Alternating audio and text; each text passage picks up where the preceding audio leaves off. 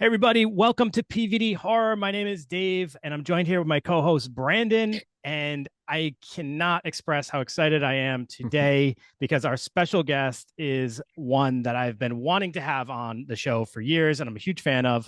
We have Ruban Nielson of Unknown Mortal Orchestra, an amazing, amazing band. So Ruben's originally from Auckland, New Zealand, but currently based out of Portland, Oregon. And he has his latest EP, Curse, which just released in June. And it's a 6-track, 12-minute wild ride. And Mm. it's just amazing to listen to. So, Ruben, thank you so much for joining us. Very excited to have you here. Well, I'm excited to be here. I've never done a horror podcast before. I didn't think so. I was going to ask you that, but yeah, Yeah. I imagine not. Um, so Ruben, Unknown Mortal Orchestra has been around for quite a while now. Mhm. But I think if this adds up correctly, I think they really broke out like 10 years ago with the release of of Multi Love. At that time, Pitchfork named it like the best new track. It received praise from Rolling Stone, BBC's Mhm. Six Music. You performed on Conan, Seth Meyers, Carson Daly, and you even had a song featured in FIFA 16, which is pretty cool. Oh yeah. Can Sure. you describe to us like what that wave was like? Being like this indie band, and then suddenly you're on television and Mhm. everybody's paying attention and all that stuff. What was that ride like?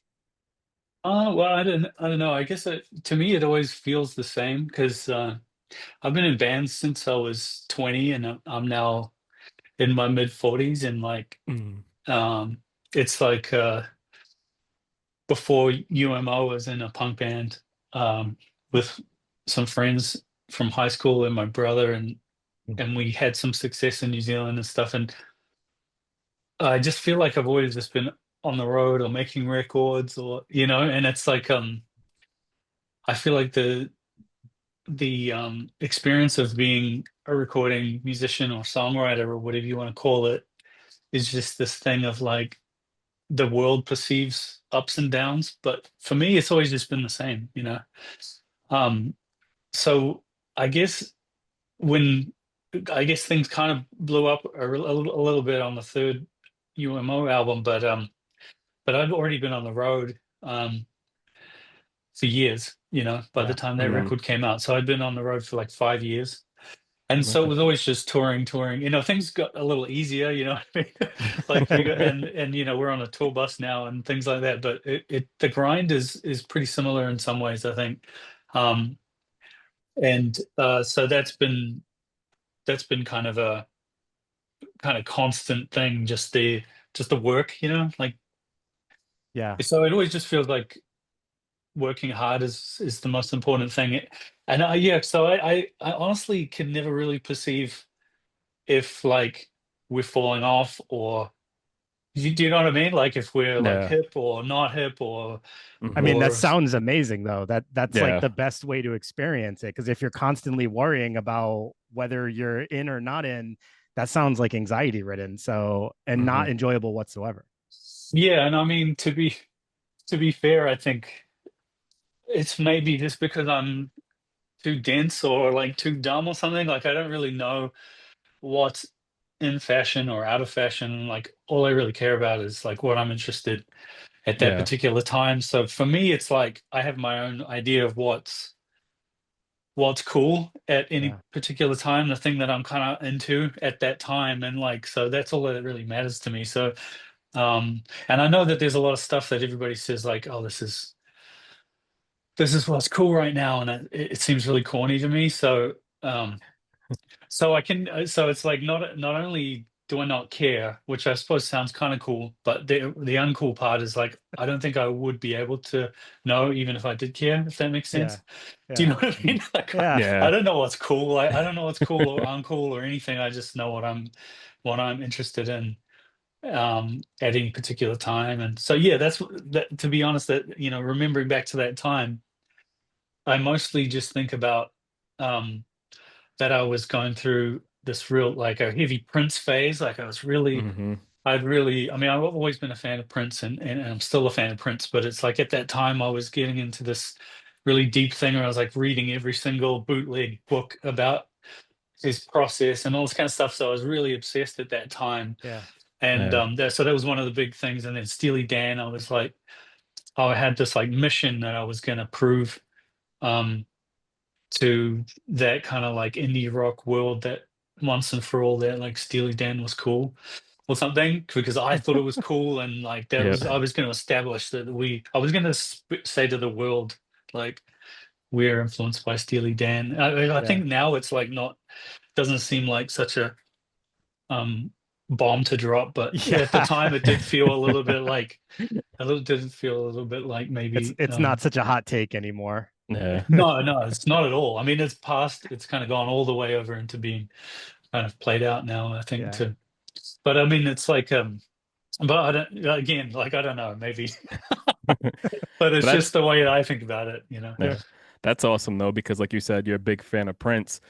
He would have been a big fan of you also because he just loved anyone that can play instruments, more than one, so you're already on Yeah. that list, Well, I So try to think, I hope so, you know, it's like, you yeah. never know, you never know, but we used to have this thing with, we had this thing before, actually before, Multi-Love came out and before the Prince influence really was out in the open as Hmm. much. But we had gone on tour with Grizzly Bear, this band called Grizzly Bear, Yeah. and they Okay. said that they played First Avenue, is it the venue that was where they recorded Purple Rain. The sing, the in the Yes. scene of the movie and the single, that's all one Yep. big live performance, which is crazy that they filmed in at once.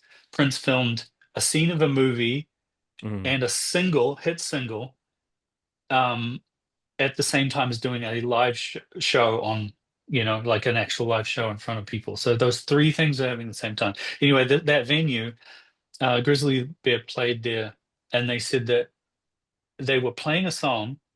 And then all of a sudden, on side of stage, they noticed that Prince was there in like an outfit with his guitar on, had just Mm. appeared out of nowhere. And they'd never done that before because I guess there's, kind of from an indie world where people don't really show up and jam as much, it's like Yeah. just more Hmm. you get up there and you play a song. So they were sort of taken aback by it. It was like, oh my God, Prince is side of stage. So then they Yeah. played the song, and I guess they sort of had an unspoken agreement. Okay, we'll finish the song and then we'll deal with this Prince situation. And then they played the song, and then they looked to the side of the stage, and Prince was gone. They'd lost their Ah, opportunity. Oh So man. when they told us that, we got really scared, and we had this thing called the Prince drill, where if Mm. Prince ever appeared started stage for us, we didn't think it was going to happen, but we thought, Yep. I'm not going to get caught out by this. If Prince ever appears on stage, we will play this.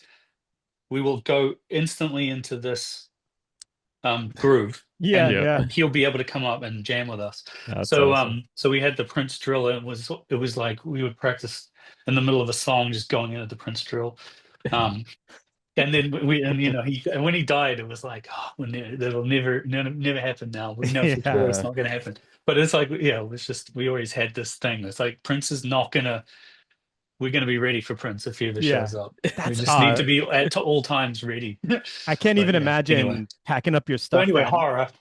well, I can't imagine packing up your stuff and realizing we missed our opportunity to play with Prince. Like that must have been devastating for them because that's a once in a Yeah, lifetime mhm. type thing. I mean they're clearly devastated. Like Yeah. it's like the one opportunity. But I think Prince was that kind of person that was like, Mhm. you know, Yeah. you Yeah. Yeah. catch it or you don't catch it, Right. or Right. like, like he was like that. Yeah.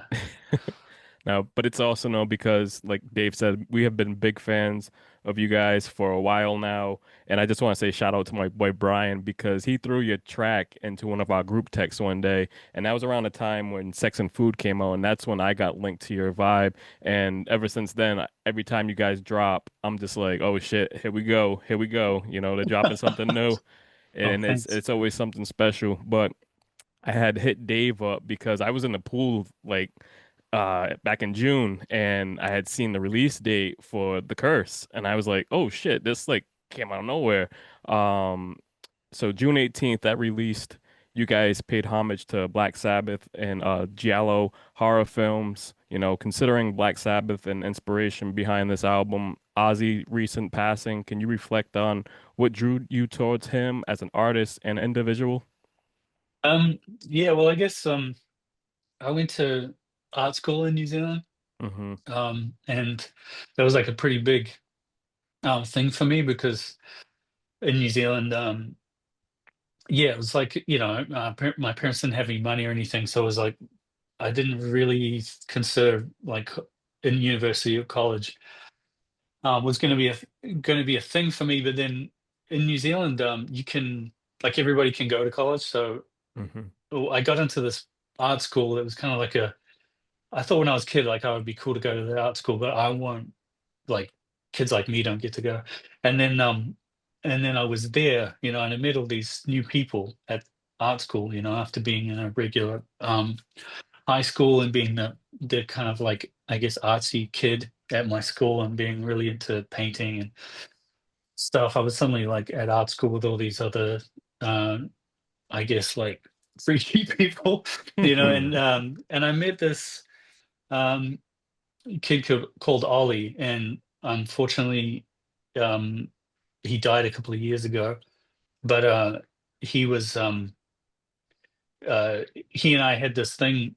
We hit it off because we had this one thing in common, which we discovered kind of after pretty early talking to each other, which was we both watched a bunch of horror movies like way too early, like way Hmm. too young, Yep. and we were sort of like traumatized slash in love with horror movies for that reason, And Hmm. so and Ollie got me into Dario Argento because when I was a kid, we'd talk about like when I was a kid, I was my best friend when I was like 8 years old was this kid uh whose whose dad was in a gang.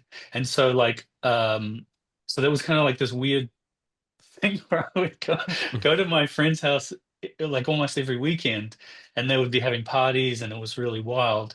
And then and there were a bunch of things that I was exposed to as like a kid that I probably shouldn't have seen. And I have positive. I have a kind of positive memory of it now, but like now I just think like if my kids were like like a house like this, I'd be like wanting to find out what's going on. But my parents were a little bit like out of control as well. Hmm. Um, so one thing that happened that was like a big memory for me is he was allowed to we would go to the video store and there was no like limitations on what we could get out from the video store. So everything that looked crazy that we ever wanted to watch, we could just take it up to his mom and just hand it to her and she would rent it out for us. Hmm. And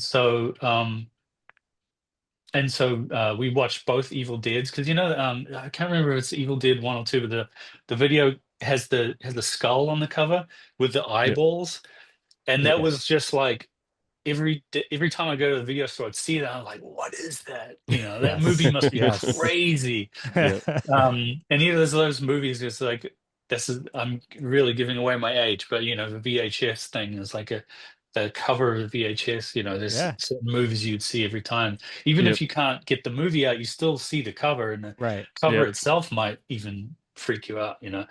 Um, so yeah, so things like that, and like there's this movie. I remember this movie called Redneck Zombies, and I don't know, just Yes. Dawn of the Yes. Dead. Just basically every cover the cover was just like Yeah. a Yeah. child should not watch this. We were kind of like because we were like two boys. I guess we were just like kind of egging each other on, like I want to get this out. Yeah, that's cool. Get that. Yeah, yeah, that's Hmm. cool. Yeah, try to like pretend we're not scared, and then we'd watch the movie and be like, "Do you want to turn it off?" Like, no, no. And then, but I was like terrified, like Yeah. of like years later, I went back to Evil Dead 2, Hmm. and I was like, it's kind of a comedy, Yeah. like Yeah. it's Yep. I didn't remember it being I just remember it being terrifying. I didn't remember the humor.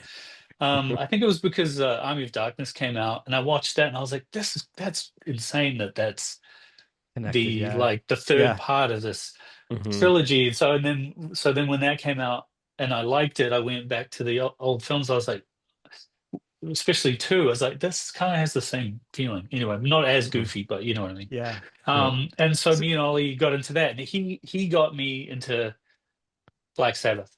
I mean, Okay. kind of that was when I discovered, because he was into horror, and then he was into every kind of music you could imagine that was like associated with horror. He's like into Ministry and you Hmm. know death metal and all this stuff. And so, but his favorite band was Black Sabbath. So that was when I really got into Sabbath. So that, sorry, long-winded, but that was how I that's how the Sabbath thing got in. And I think he died a couple of years ago, and I just thought um like he wasn't like he likes my guitar playing, but he never Hmm. really like was into UMO because it's just not heavy enough or whatever. yeah. Hmm. And then but he always like respected the music and stuff like that. So I just thought like Curse would have been the first record I think that UMO put out that he would have actually listened to and been like, oh damn, this is Yeah. good music. And Yeah. then and so he probably would have roasted me for not putting like any guitar solos on there because there's no guitar solos. It's like, what? Oh, you Hmm. finally do this and you don't put a guitar solo on. Yeah. Um, but I think that's the next record is going to be. I think I'm going to continue this thing for a while. I haven't gotten it out of my, out of my. Nice. The I haven't gotten influences it are out of. heavy. The Yeah. influences are very heavy. Like Definitely. immediately, you hear the Giallo influence, but as I was listening, I didn't even realize the second part of like the Black Sabbath influence, but I kept in my head saying thinking like, oh, this reminds me of Black Sabbath a little bit. And Hmm. so I mean, without even knowing that, I was able to kind of pick that out. So there's definitely heavy influence, but in a very original way. So it's really well done. It's actually, I was kind of like never would have guessed that you would have kind of transferred over to have a horror influence in UMO. So for me, I was like, wow, this is pretty awesome to have this Yeah. connection with a band that I've already liked for so long. So I Hmm. thought it was great. Well, things are getting so much darker. It's just almost Yeah. feels dishonest to try and I was just like, I don't have any disco in me. Mm. I just don't, I don't feel like it would be dishonest. And also, I just kind of feel like there's a certain time when music started to like kind of indie sounding music started to flip a little bit, and now it just feels kind of like everybody's doing what I used to do, Mm, Mm. and so it doesn't feel as Yeah. mischievous hmm, as it used to yeah to be in the indie world and then drop tracks that sounded a lot like Prince. It was a lot more unexpected um at a certain time. I think it felt more like mischief, and now because the indie world is the way it is now, like everything's very comfy and like putting out like that warm kind of sound that I was feeling before. I just feel like the thing that I really feel like now is like connecting to this more to this darker stuff that I was yeah. into in the early days of Yeah. the band. And Hmm. that's the thing with the indie world though. It always has to come from an authentic place. Otherwise, it doesn't have the feel that like the people who listen to indie music want. They want something authentic and something that's gonna like change with the times or change with the individual artist. So I Yeah. really, I applaud you for kind of like following your instinct versus trying to, you know, keep with whatever the current like, but you said that wouldn't even be possible for you because you're just like that's not who Yeah, you that's the are. thing. Yeah. I Yeah. was just gonna say, like, I would love to sell out, maybe. But I don't know. I just don't. I'm not paying attention enough. Yeah. Like I don't Yeah. care enough what everybody else is doing. Hmm. So I'm so kind of like stuck in my own um on my own trip that I just I'm forced to just do my own thing. Really, Yeah. I try to be. It's not like I'm ignoring what's going on. I try to Hmm. be up to date or whatever, but I don't care enough. My heart's not in it. So doing my Yeah. own thing seems to have worked just Yeah. fine. So I just do that. For sure. Yeah. Now, when crafting the lyrics for this EP, did you like the influence of the Giallo film stem from a particular title, or was it the subgenre in itself? Well, I guess I got more into this stuff over time, but connecting back to that early Mm. those early memories of like when I first got into it. It was definitely yeah, it was like Ollie was like, "Have you seen Suspiria?" Because we're talking about horror, Mhm. Yep. and I was talking about, oh man, I really love Dawn of the Dead. I think that might be my favorite. Like at that time, I think that Mhm. was my favorite horror movie. And and at that time, we didn't have streaming and stuff, so it was kind of like I had a copy of Dawn of the Dead, so me and my brother just like watch that over and over and over and over again, to the point where it was Mhm. just like comfort food. We just throw this goofy movie on and just hang out with friends and stuff like that. And so it was kind of, it's like from a certain time where everything is like super limited, especially in New Zealand. You don't have access Mhm. to like all this stuff. But then, and then I go to the big city in Auckland, and then go to college, and then Ollie's like, "Have you seen Suspiria?" So when it's like we're just like at my friend's place, throw Suspiria on, everybody gets high, Mhm. and smoking weed and watching Suspiria, and then just like, what the hell is that? That is the best movie I've ever seen. And Yep. and now it's just like the same thing. It's like such a monument of filmmaking now. It's not like some underground obscure thing, but to me, still remember it being this thing. I was like, what the hell, just like when really Mhm. cool things seemed really underground. um but so it starts with Suspiria, but then from there it goes into Tenebrae, and I think my Yeah. favorite Yep. Argento film was actually the first one, the bird with the Yeah. crystal plumage. Plumage. Yeah. I Yep. think that's now my favorite. I think that's more perfect than Suspiria. Like Suspiria is cool because it's so crazy, Yep. but the bird with the crystal plumage, it, like, has really good acting in it and stuff. Yeah. Like Yeah. Mhm. for a Giallo film, like it doesn't have that, like, doesn't have the wooden acting that a lot of those films, like, that's cool too. Like I do love that, but it's sort of like more of a, it's like every shot is like perfect, Mm. and well, maybe it's like if people hadn't been talking about Suspiria so much, maybe I would appreciate it more. But it just becomes too big, But yeah, the Mother trilogy, I guess that's called, Yeah. Mm. Phenomena.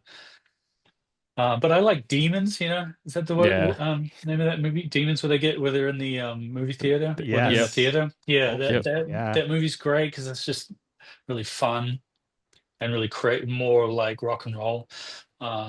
And I don't know, like, yeah. So I suppose it is. There's aspects of it. It was more like a vibe. I tried not to return to the films so much. Like once I realized I was gonna start making music that was a little bit inspired by that, I didn't want to like go back to the films because a lot of the time when I realized I have an influence, um, then I kind of cut off my access to it. If that Hmm. makes sense. Like I Yeah. read about things, um, but I just kind of um, let the influence curdle in my brain, kind of like, Mm. so that my memory gets involved. Yeah. Because then you kind of do something and then it's just like, oh, that's, why did I do that? It's not even in the thing. Like Prince didn't even do that. Like, why did I do that? But it's just my idea of the thing that is more valuable to me. And if I go to the films or I go to the music to analyze it too deeply, then I'll just actually get a real idea of what it is, which is like the closer you, like with an influence, you want the influence to be wrong, Yes. Yeah. Yeah. like Yep. you don't want to be it to be accurate, because then you're just kind of like copying or like aping something. You kind of want to deal more with your memory or your impression of the Mhm. thing that you're thinking of. So yeah, so cutting off Right. access was important. So I didn't watch any of the Giallo stuff when I was making the music. I just kind of was thinking about things that I remembered. And Sure. one of the things from Giallo films that made a huge impact on me, is such a tiny detail, but has always had an impact on me, is they would record, if they recorded the um the audio, Mhm. like the voices, on one of those like Nagra tape recorders, or like one of those Italian, fancy Italian tape Hmm. recorders. And then Mm. they always had it set for the speech level. So then when somebody goes, "Rah!" it just blows it out, like Yes. Yep. distorts. Yep. Yeah. It totally distorts. So all the screaming, like part of the blood curdling scream effect from a Giallo film is like a woman screaming, but screaming into one of those tape recorders.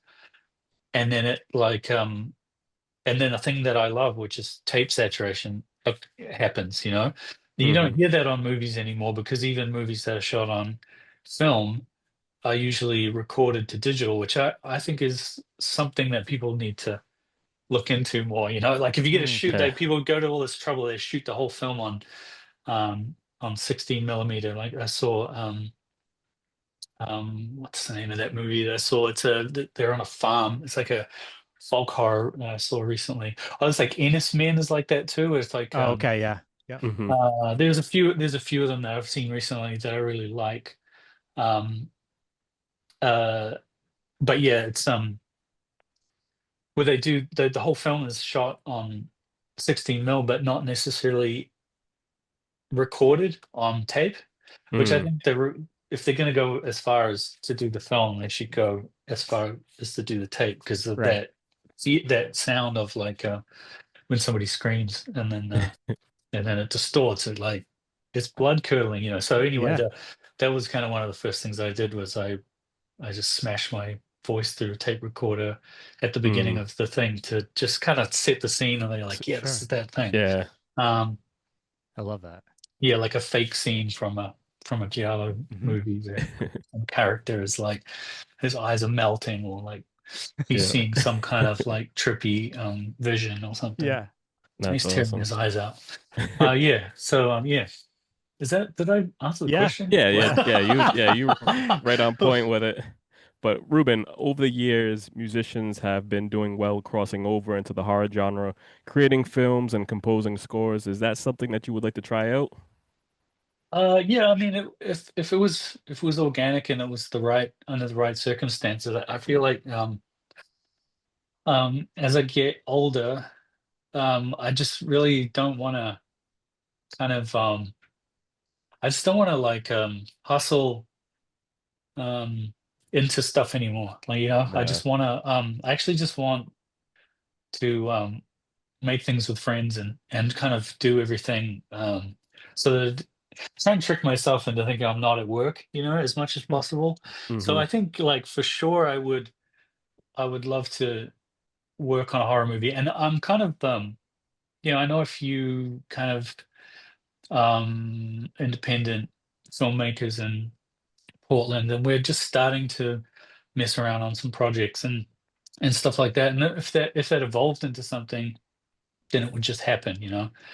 But I'm not, going to my manager and asking him to chase down any of my favorite directors or anything, because I just kind of feel like the only way that things seem to work for me, not that I wouldn't want that, it's just like, for me, the way that my career's gone, it's like everything that's happened has always been almost an accident.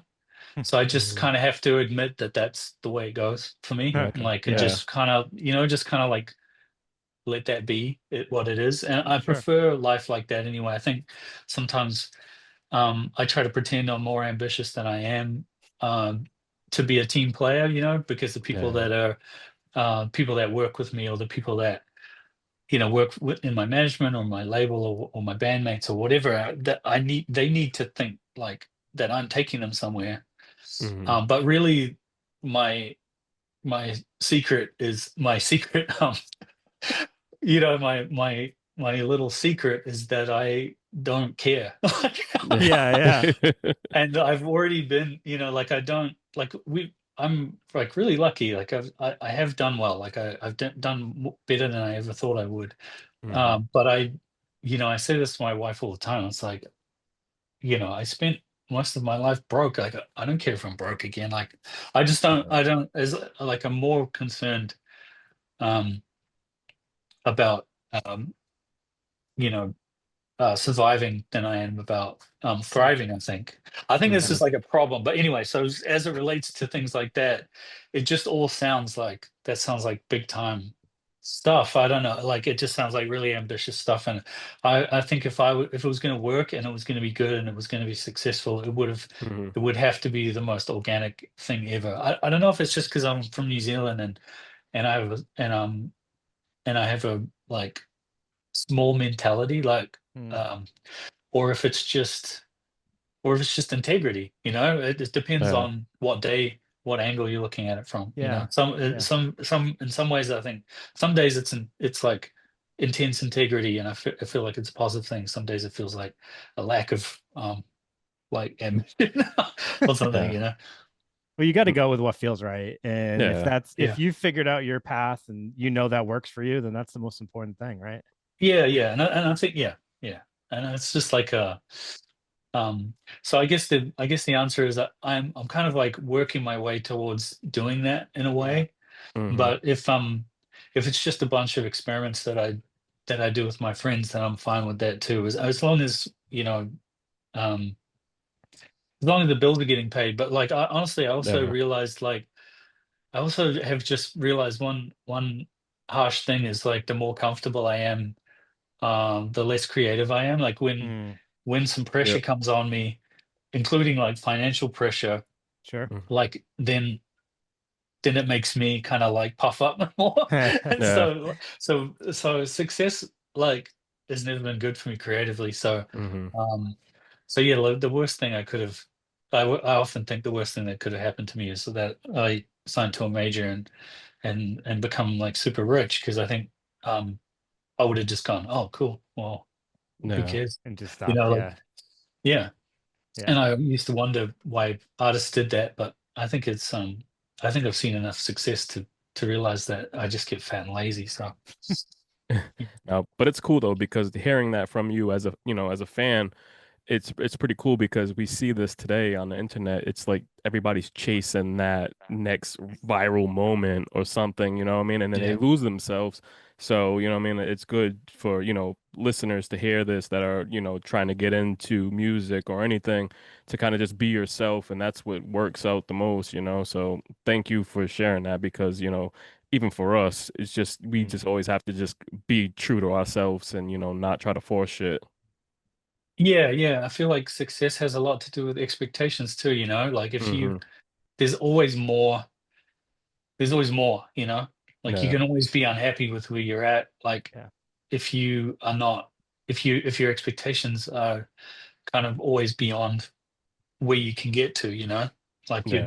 your dissatisfaction kind of Mm. stems a little bit from what your expectations were, and like everybody has access to creativity in some way, like a lot of kids like DM me, and I've noticed over the years like the focus going more to like how do I make it in the music industry, and I feel really weird because I feel like I don't even speak that language, like, and I bear with me that I do know there's a certain amount of privilege that comes with getting in earlier, you know what I mean? Like that times are getting harder, and that when I was 22, I did the part of the reason I didn't think about money was because I could find a place that was like rat infested that was very, very cheap.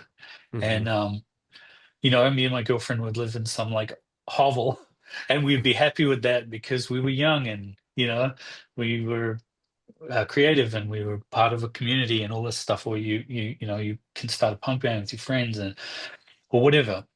And I do, acknowledge that these days those opportunities aren't as plentiful. Like even Portland, when I first got here, Portland was a place where the rent was cheap, and a Yeah. lot Hmm. of people would flood here just to hang out and like goof off. And I did that. Like I was part of that wave. And I think it's getting more and more that to even slum it and goof off. It helps if you have something, Hmm. you and Yeah. so I do acknowledge that, but at the same time, I think, um, yeah, I just don't have anything to say to them because I just like think I didn't spend a lot of time thinking about how to make it. Do you know what I mean? I just Yeah. wanted to make make something that I thought was cool and I was proud of, and gave me Yeah. something to do, and all of that stuff. And because of that, I just feel like I've never been dissatisfied with my success, because I always feel like every success is like, whoa, that Yeah. worked. Yeah. Something good happened. Wow, and it's like I just think that that attitude still applies today, because I think just because the social media will like show you this thing, it's like you've got to be this or you're Hmm. nothing. Yep. You know what I mean? Like musicians, it's like a lot of music now. It's like there's a period of time. It's kind of past a little bit now, but there was a period of time where it's like every single musician that kids would see on their phone would be in a Lamborghini, and it's just like, Yeah. a Lamborghini costs more than most houses did in Portland, like when I first moved here. So Yep. so you kind of think like, if you put together a song and your friends like it, and then you perform it at a house and there's a bunch of people and some girl like wants to sleep with you, that's success. Take that. That's Yep. 22. Be 22 and do that, and take Yep. that. That's a win. That's Right. like that's what it's about. Like it's and the thing is like, if you make a bunch of money, like, if you're like a middle-aged guy like me, and then you have like some money saved up or whatever, it's like you look back wistfully at the time when you were like broke, and you were kind of like, you had no money, and you're just Yeah. like, I Yeah. just never thought about money, because I was Exactly. like young and hot and creative, and it was yeah, and that's just way more important. You just don't want to waste your youth thinking about, how am I going to Hmm. make it. It's like how am I going to make it is like a 35-year-old problem, you know what I mean? Like, that's not a 22-year-old problem. Yeah. And Now, that's the world that I'd rather fight for. I hear you. yeah, I feel you. Now you're set to kick off your new tour in September. Can you tell us a little bit about that? Oh yeah, well, so we got this kind of new thing that we've been doing, um where we have no set list. We just Okay, kind of like don't plan what we're going to do. that's um awesome. for years we would do do a bunch of set lists, and we tried out a bunch of different things, trying to find a new um mode. And um and at the moment we just sort of thought like, what if we just kind of go out on stage, start playing, and then whatever song, we kind of like might float into a key of a certain song, and we play that song, and then transition from that song into another song, whatever we want to play, Mm, and just try to do it like on the fly. And I think it just really worked, and it really suits us. So I think that's just what we are now. I think it's just mm, I think it's also part of like being in bands for a long time. um, you get to the point where you go on stage, and it's hard to feel that nervous pressure, that like feeling that's, you don't know what's going to happen, because if you get really good at a certain set, and then you kind of go out and bang it out, and after years and years and years of doing that, it just becomes like this automatic thing. And Yeah. so to try and escape that, and kind of transition to playing songs that we've never played before, um, incorporate more covers and incorporate more chaos, mm. um, and also make it so that when you go to our show, it's like you really just, you had to be there. That was it. Yeah. It wasn't an example of something that we Sure. took around the world. It was just every single night is going to be completely different. And I suppose the idea is to try and make each show like as different as possible. Um, Mm, and also there's certain songs that people expect every night. But recently saw for the first time, I saw the band Fish play. And it was kind of a mm. big deal to me. A friend took me to see them, and I'd only really heard of them as a music industry legendary thing, like all the Yeah. things that they did. And I think it was just seeing the audience, like how much their audience like is with them wherever they want to go. It kind of like alleviated this idea that it was going to be too self-indulgent um, Mm. to do what we wanted to do musically. I had this kind of feeling, well, we should improvise a lot, but we should also make sure that we give the value for money of like playing Honeybee and playing all these like songs that people know the most or whatever, the top songs on Spotify. And then and so now I just kind of feel like I don't need to feel Yeah. like that. I suppose like I'd never been to see a jam band before, so I didn't realize how much like um people tolerate. And like, and I was just kind of like this, everybody loves this. Everybody Yeah. loves that they just like do whatever they want. So I just kind of it kind of just was the like the last straw kind of pushing me into to doing that. So there's just kind of like get more conversation going around between people, between fans of just like, oh, what songs did they play, at the Yeah. on Wednesday. And if you go Monday, Tuesday, Wednesday, you see three completely different shows. And um and then just leave the opportunity for maybe certain shows being like extremely crazy, like we play Yeah. one song that Yep. goes for like 2 hours in different Yep. ways or something. I don't know. Just see how far we can take it, Yeah. before it Mm. gets like gets to be a problem. But Yeah. um yeah, so that's basically where we're at, and we're really excited about it. I've been like working a lot. I do a lot of like I like to like solder and like do circuits and stuff, Oh, build Okay. pedals and Yep. stuff. So I've been kind of working a lot on new like sonic things to try and make the live show even more like the record, you know, yeah. Yeah. because the record's all very analog and like record to tape and all that stuff. So I've been experimenting with like whether there's a way to incorporate tape Yeah. into the Mm. sound of the live band and things Yeah. like that. And so yeah, we've been kind of like doing a little bit of like mad scientist stuff in the Mm. technical side as well. So I don't know, I'm pretty excited at the moment, That's actually. awesome. That's Like, dope. yeah. Yeah. So I got to see you back in 2016. You came to Rhode Island, and that show was pretty amazing. You actually came down and you were singing in the crowd, and you were hugging and dabbing people up and everything, and it just felt like you were like so in the moment. And then there was this other moment in the show where, like, I think maybe people were switching instruments and they all took a break, and you just sat in the middle of the stage, like with your legs crossed, and it was just like it just looked like you were just taking a moment to yourself to take it all in or just feel the energy in the room. I just have no like better way to like explain it other than it felt like you were very present in that whole show. And I just imagine that's probably how you are in most of your shows. And even hearing you talk about the live experience you're trying to create, it just sounds like it's an experience for you that you're also trying to share with everybody else and make sure everybody Mm. is kind of feeling the energy. Um, I don't know if you can kind of describe what that experience is like for you playing these live shows.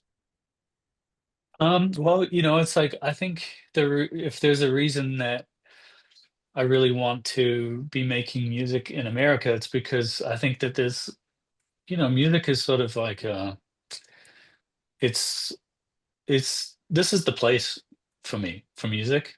Um, Mm.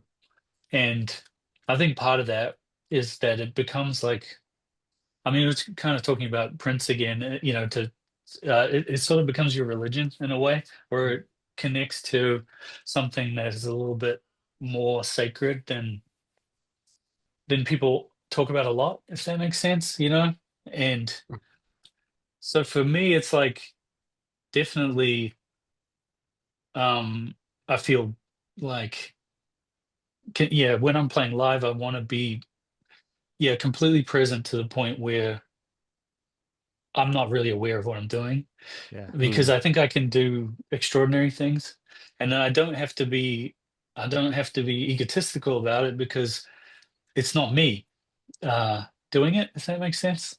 Like it doesn't Mm. feel like I didn't like the less planned it is, the more you become sort of like the way I look at it is it's like if you could use the word God, but it doesn't have to come with all that weight. But it's Mhm. like, say, if the universe or God puts you in a scenario where you are playing a show to a bunch of people, there's no reason for that to fail, you know? Mm. Like Yeah. that, there's a reason that you are there to perform, and there's a reason that you're there to watch the performance. We're all there experiencing this thing that just kind of comes together. You don't have to Mhm. apply too much brain power, like too much ego to that. You just kind of like do your thing. And so I've always found that like the less I um overthink it or whatever you want to call it, the less I'm less it's almost like being less present. You know what I mean? It's like being present means you aren't thinking. So you're Yeah, not yeah, thinking, you're just doing. And right. then so that is sort of sacred to me. And I like to kind of be on stage with people that um feel that way about it too, like take it that seriously. And then hopefully if that happens, then something special happens on stage, and then the crowd is involved in that. And then we're all doing it together, Mhm. and you can't even get that on a record, let alone on your phone, you know what I mean? So, Yeah. um, and AI certainly can't do it.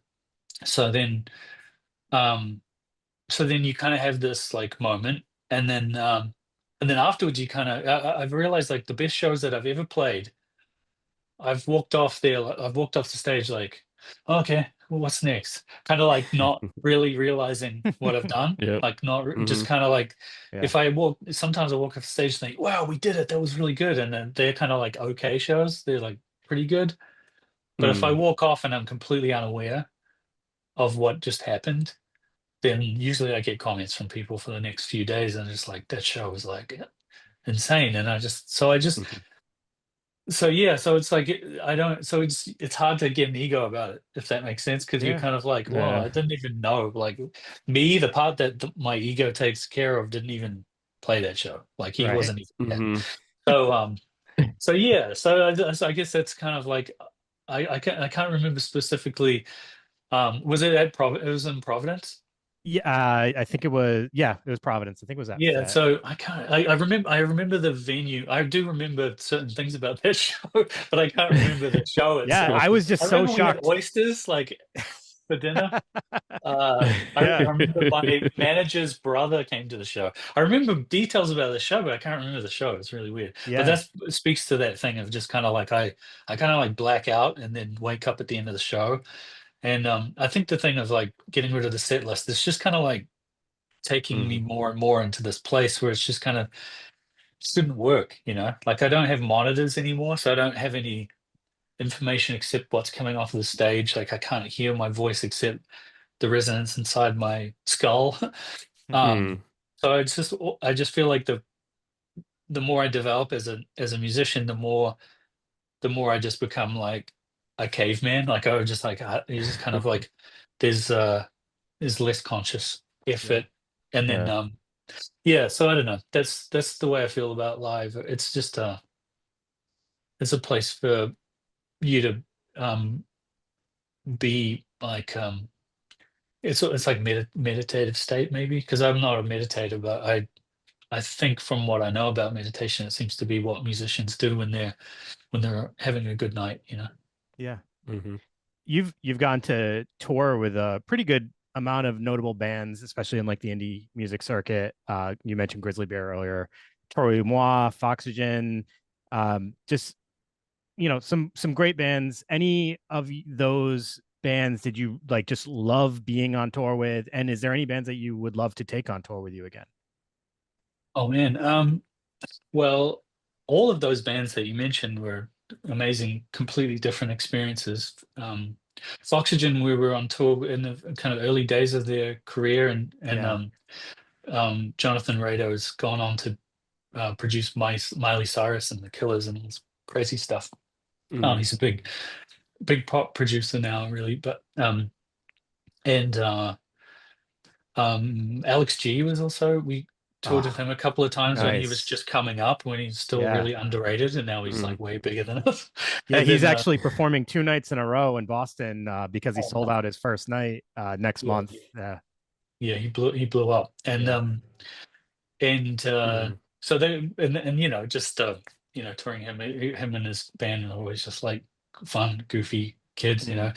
and Yeah, Grizzly Bear was a big deal because it was like early on in our career. We toured with our friends Portugal the Man really early on, Oh, okay, yeah. and they were like because Hmm. a couple of the bands that we know from Portland, Starfucker and Oh, I Portugal the love Man, both Starfucker. Nice. Yeah. they both took us on tour really early on.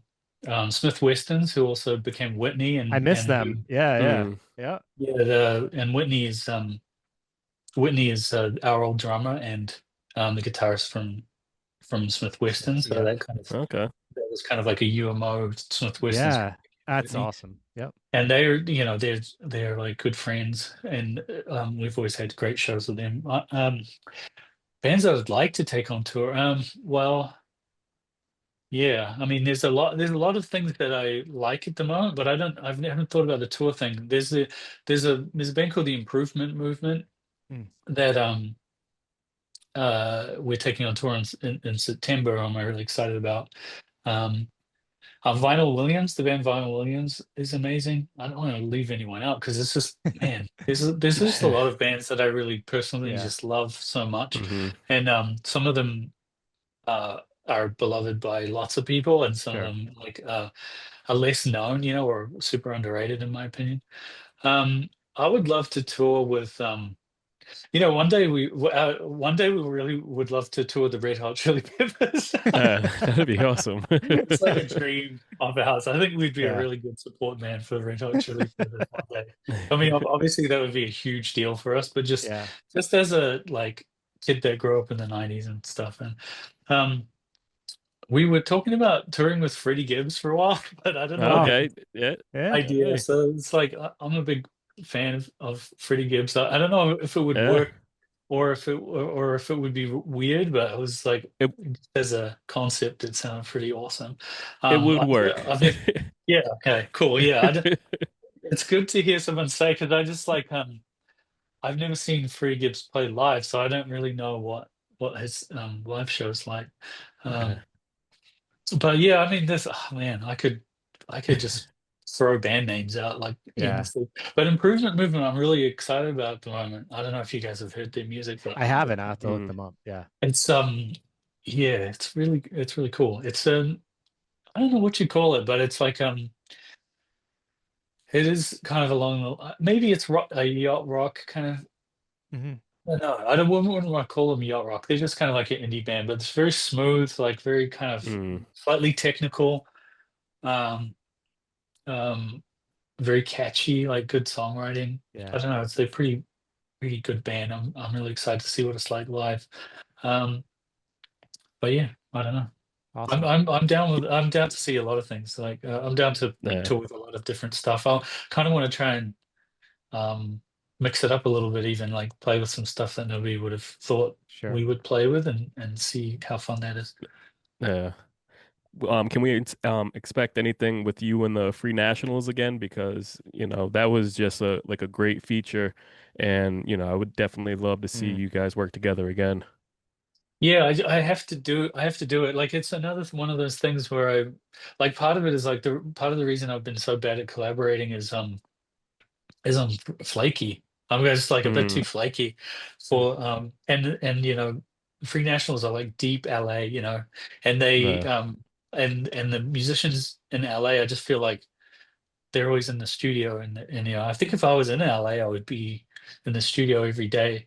But uh, because I'm in Portland, I just feel kind of disconnected. But I know that I'm supposed to, I've got like five beats that I'm supposed to put vocals on with them, and I would be a really good idea for me to do that, especially for my career and Yeah. musically and everything. uh, I just it's just it's just hard for me to get into the whole sitting down and collaborating mindset. But yeah, I went into Kelsey's studio. He's in Long Beach, and pretty recently this year sometime. I can't remember when exactly it was. But after I was just hanging out at the studio, and then I realized later, oh, I was probably supposed to do some work. Like I was just hanging out, Yeah. yeah. telling stories, and he played me some music, and I played him some music, and then I was like, I probably should have like gotten in a vocal booth and like saying something or something. Whoops. I don't know what. It Hmm. just it's always this is this ambition thing. I'm And not. Yeah. My mind is not on my business. I'm yeah, always just like, Mm. oh, Kelsey wants to hang out. So anyway, what I'm saying is like, yes, it'll. I'm yeah. sure it'll happen again. I have Cool. so much respect and love for those guys. They're and they're like buddies now, you know, which is cool. I like working with my Hmm. friends. Best of Yeah. all. Yeah. One of the things I wanted to mention, just because I thought it was an interesting trajectory, is we had Alan Palamo come on a while ago when he had his latest album release, and he actually took a similar turn with his latest album, where it was like Giallo influenced, and Really? yes, it was like he did a Oh whole yeah. Giallo music video Hmm. for his video, Oh yeah. but he's definitely got a little bit of like he plays a lot with like different languages and stuff in his music more Yeah. recently. But I Yeah. love like that's something that's meaningful to him as well. Like Yeah. he talks a lot about his love for film, and Yeah. he's done a few like his music has been used in a few indie horror films and stuff like that. So I Yeah. just I find No, it I to can be totally, I can interesting. almost like hear the music in my head. I can imagine it was very synth based. Yes, yeah, yeah, Yeah. yeah, Yep. yeah. Yeah, Um, that's right. and I just love it because it's two individuals and bands that I've like followed for a long time, and they both have like this similar trajectory. But the Yeah. thing I love the most is that like just how it's authentic and genuine, and it's just like you Yeah. guys just doing the stuff that feels right for you and going the routes that you want to go, and not just like trying to stay within a certain like box of like how the sound is supposed to be. And I think that's what keeps musicians like yourself, like him and so many others around. Like Tori Moore is another artist that every album sounds Yeah. different. He uses whatever Hmm. that influences he's feeling in the moment, he brings into his next album. And I just love that Yeah. because it's a different experience every time, and it's a different live Yeah. experience every time you see them. Yeah. I can, yeah, I can definitely see like, I think I can like relate to the idea that because I come from a certain wave, you know, like a certain Yeah. generation or whatever you want to call it. And like, I think we've gotten to that point where there's no, like we have to kind of revel in our like irrelevance. Like we have to kind of just be our own thing. And Mm. but at the same time, I think I feel like more and more connected to people that came from that same time period. It doesn't surprise me because I can imagine that Ellen is like using it as a new way of like exploring camp, you know. Yeah. And Uh-huh. I think part of the reason of like evolving themes in that way is almost like so that I can be self-indulgent and stay doing certain things exactly the same as I've always done them, you know. It's Hmm. like I always record the drums the same. So it's like bringing in these different things are gonna like distract from the fact that like I don't want to change what I'm doing that much. And I also don't think that people want it to change too much, you know what I mean? Like I do Yeah. kind of feel like if I was like to imagine what it's like look out from the outside looking into UMO, it's just kind of like I kind of want to keep in touch with this thing so that each time you come back to UMO, you're like, oh, some part of it is like, oh yeah, this, you know, like it's Hmm. just like, oh yeah, this is Ruben's thing, the Yeah. Ruben vibe. And so I Yep. kind of like changing things, um, you know, like bringing in the horror element and kind of like relating it, but it's kind of like a new thing, but at the same time, it's not really unrelated to like my second album, for instance, you know, where there's like Yeah. it was like a lot of themes of that were like witchcraft and occult things and like it's Mm. kind of like horror adjacent sort of Hmm. stuff, but this was more just Yep. like just straight down the middle, like kind of Yeah. almost too obvious, like Hmm. yeah, I like Suspiria, whatever. And then because I just felt like, yeah, that's what I should do right now, you know. And if people kind of Yeah. go like, "Oh, why is he doing this?" It's like I have the excuse of being a little bit older now, so then it's this kind of like, "Oh, he's just on his own trip," as he doesn't have to kind of like Mm. relate one to one with this Sure. whatever's going on TikTok or whatever, you know. Exactly. Yeah, Yeah. Also, I just realized, you know, what I was saying before about not even being very like not being like on top of it enough to be aware of what's hip or whatever. I just kind of feel like if I just do whatever, this my chances of like accidentally being in fashion are like Yeah, yeah. 50-50, you know what I mean? Yeah. I've heard that Like before. I People do genuinely that. believe that. I Yeah. mean, it's the only way. It's just kind of like, well, there's no way of predicting if you what you're doing is going to be on. You just so Right. it just points back to the same thing, which is just do whatever, man. Just Yeah. do whatever. Hmm.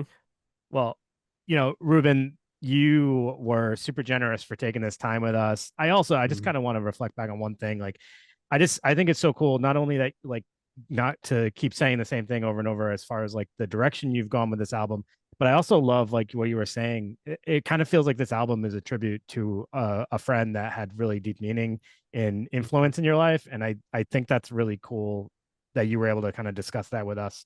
It gives the album a little bit of a different aspect for us now, hearing Yeah. that story of how, the origins of it, and now we can listen to it differently.